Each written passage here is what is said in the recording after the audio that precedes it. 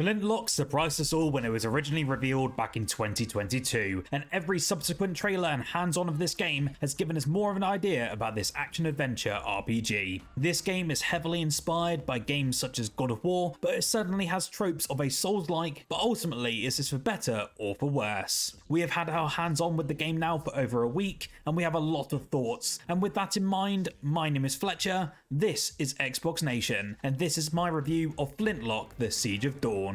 No escape for you.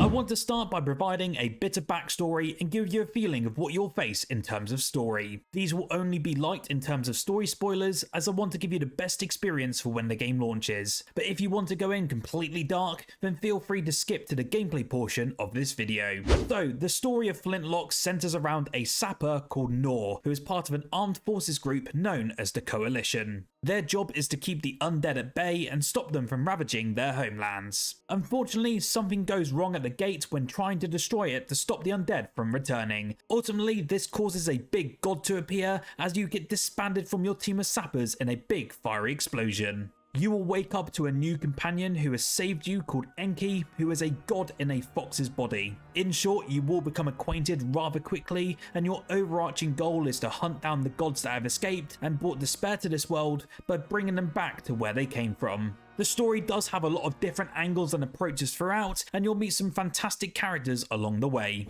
In terms of gameplay, this is where the game gets interesting, but I feel will be off-putting for some. This game on the surface is an action RPG and is very similar in vein to games such as God of War. However, the unique take is that the combat and the difficulty is more in line with a Souls-like experience. This creates a very interesting take on this genre, but there are definitely a lot of positives, but also quite a few negatives. The game will start you off with 3 difficulty settings, easy, medium and hard, and throughout my own playthrough, I got used to the normal difficulty to get the full experience. The combat that I faced was difficult in terms of an action RPG, and I did find myself dying quite a lot, even to the most basic enemies. However, this is where the Souls-like aspect draws in, as it feeds into that one more try mentality. This will be off-putting to some, hence why there is an easy mode, and this makes it into a more of a simple action game where you aren't really punished at all. Do be warned though that if you do choose the easy difficulty and you want to get these achievements, that they are actually deactivated on the easiest difficulty in this game.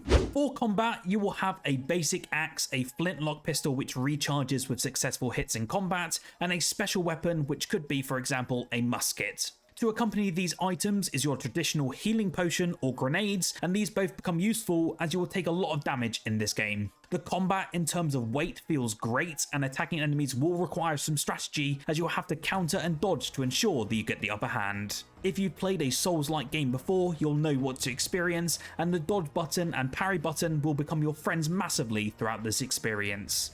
Joining this combat system is a fairly well-structured RPG mechanic, which allows you to upgrade your weapons, armor, and add abilities or skills to make Nor so much more powerful in her combat. The RPG elements are certainly a welcome addition, even though they're very limited, but they do add some interesting mechanics to battles. To upgrade abilities, you have what is called a commendation system. This system is very similar to a score multiplier in games such as Devil May Cry, so the more hits that you do and the more enemies that you slay, the better the multiplier. However, if you get hit once due to a poor dodge or parry, then you'll ultimately lose this multiplier and you'll just get the basic commendations. It's a great way to keep you on your toes and engage in combat with a sort of risk or reward scenario. You will, however, drop all your commendations achieved if you die, so you can go back and pick these up if you choose to do so.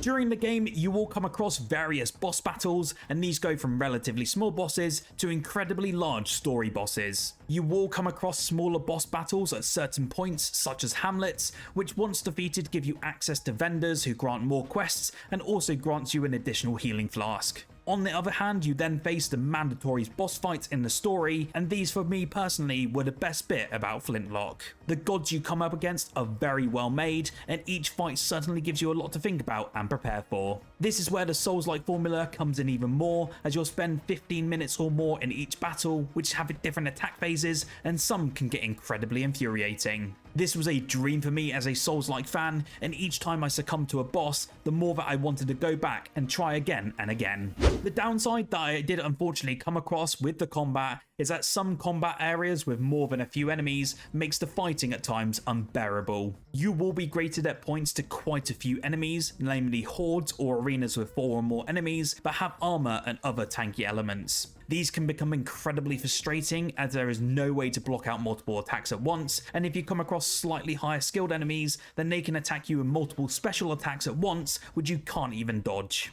This happened to me more than I expected, and it does bring down this overall experience. This is a game where combat feels great with 1 to 2 enemies at one time, especially with that Souls-like difficulty, and it does get very tiresome when you continuously die in a meat grinder of enemies.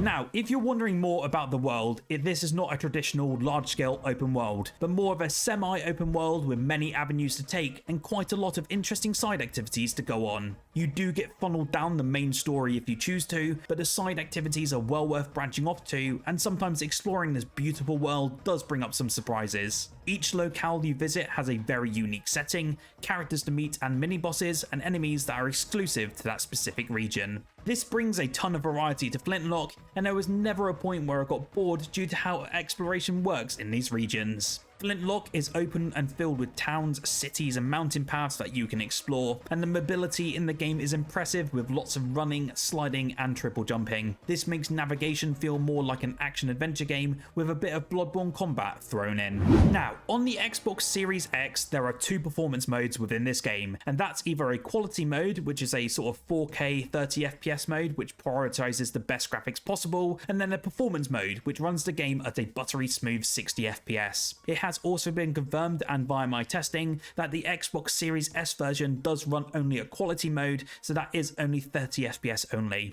All the footage gathered on today's review was on performance mode, and I found that this made the game infinitely more playable, especially when counter timing is heavily required within many boss battles. I did have the odd frame stutter throughout, but nothing that ever happened in the gameplay experience, and overall it was fantastic in the performance department throughout the 20+ hours I put into this thrilling experience.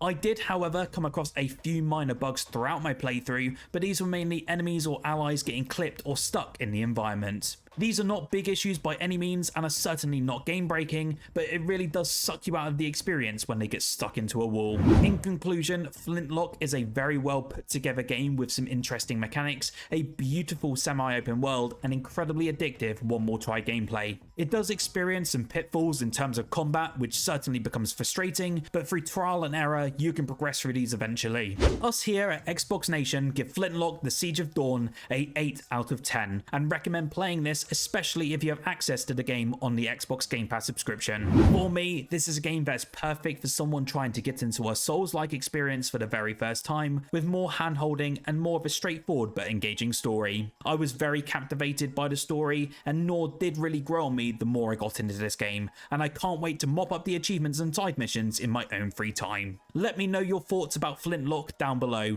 and if you'll be trying it out on release. Like the video if you enjoyed the review, and subscribe for more Xbox reviews every single week. Whilst here, why don't you check out our latest video of the 10 brand new games coming to Xbox Game Pass this July and August this 2024.